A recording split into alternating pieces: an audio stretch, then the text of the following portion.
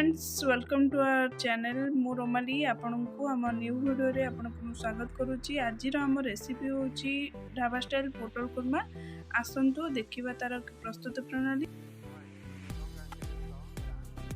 मु पोटल कुर्मा पई एटी 500 ग्राम पोटल को एटी धोई की फाळ करके नेची। एक पैन ने तेल मु गरम कर नेची। आको एबे हमें डीप फ्राई करबा।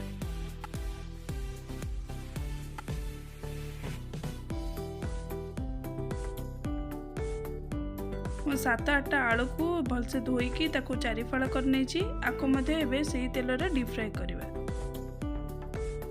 आलू एठी भाजीबा भितर मु अदा रसुण जीरा सुखला लंकार पेस्ट बनै नेची। ता संगे चारुमगज और 7-8 टी काजूर पेस्ट बनै नेची। आ 2टा टमाटो को मध्ये प्यूरी करके रखि नेची।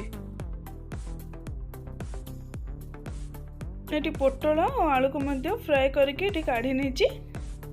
आसंतु गोटे पैन बसैबा से मसला प्रस्तुत करबे।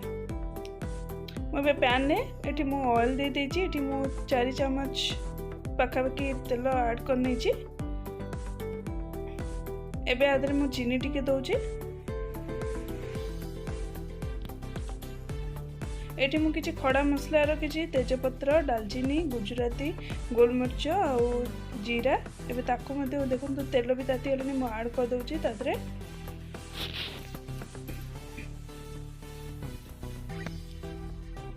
चीनी रो कलर टिके चेंज होला परे एथिरे एबे जो हमें पेस्ट बनै के रखिथिले से पेस्ट एबे एदरे दे देबा। एथिरे मु अदा रसुण जीरा आ सुखला लंकार पेस्ट एटा बनैछि।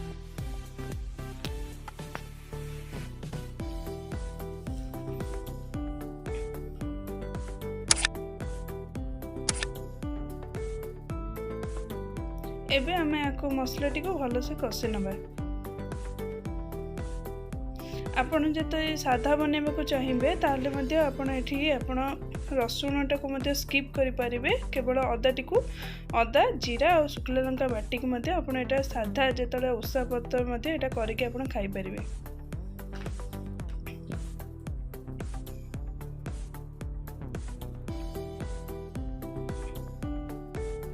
एबे मु आदरे लंका गुंड ऐड करबी।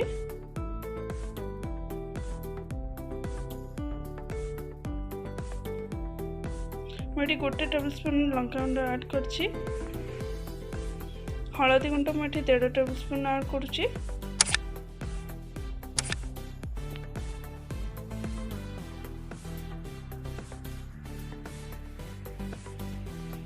ये लूण टिके मु दउछि। मसला टी भलसे कषि हेबा पई मु टिके लूण ऐड करूछि। एबे मसला जहाँ मु ऐड करछि ताको मु कषि नउछि। एबे तळे टिके लागि हेतला तो सेति मु टिके पानी ऐड करनेली।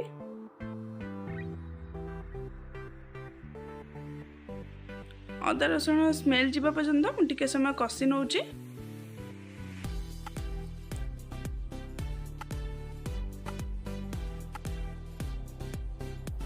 देखो केते सुंदर कषि हेसिलानी। एबे एथिरे मु धनिया गुंड 2 चम्मच ऐड कली।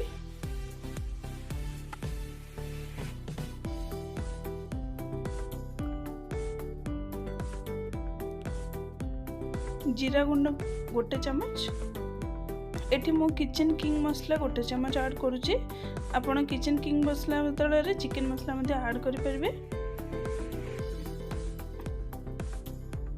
एबे मसला ऐड के मु मिक्स करके भलसे कषि नउचे।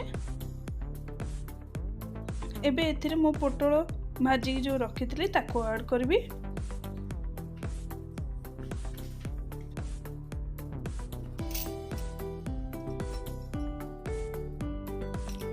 एबे एथिरे जो आलू मध्ये भाजी के रखिथिली ताको मध्ये एथिरे ऐड करनेबी।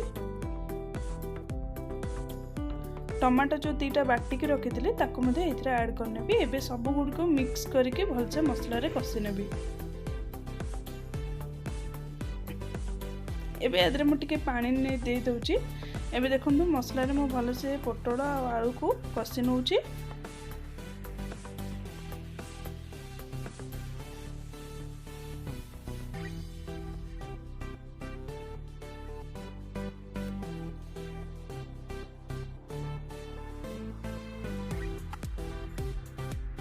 एबे एथिरे मो जो चारुमगज आ काजू बाटिकी रखी ताकू एथिरे मो ऐड करछि। एबे गैस रो सी फ्लेम टा मो सिम रे रखिछि।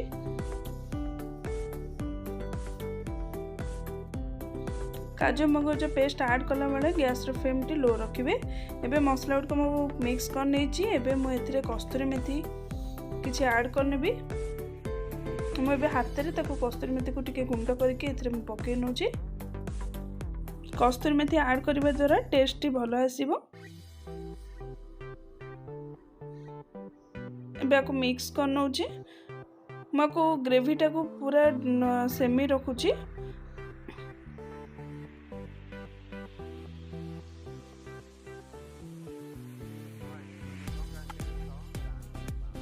एबे एथिरे मो गरम मसला ऐड करूछि। 2 चम्मच गरम मसला नेछि।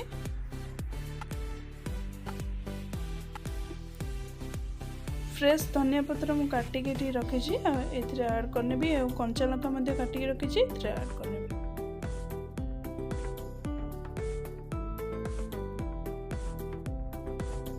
एबे गैस टे मु बंद करने छी। एबे एथिरे मु अमूल फ्रेश क्रीम ऐड कर नउछि।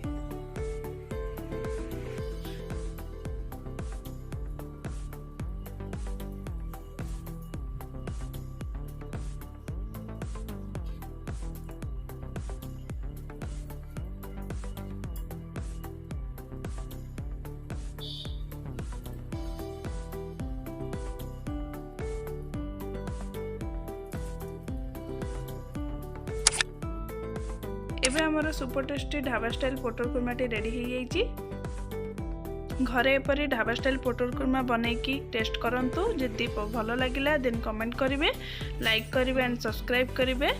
देखा हबा एक न्यू वीडियो रे। रहूछि नमस्कार।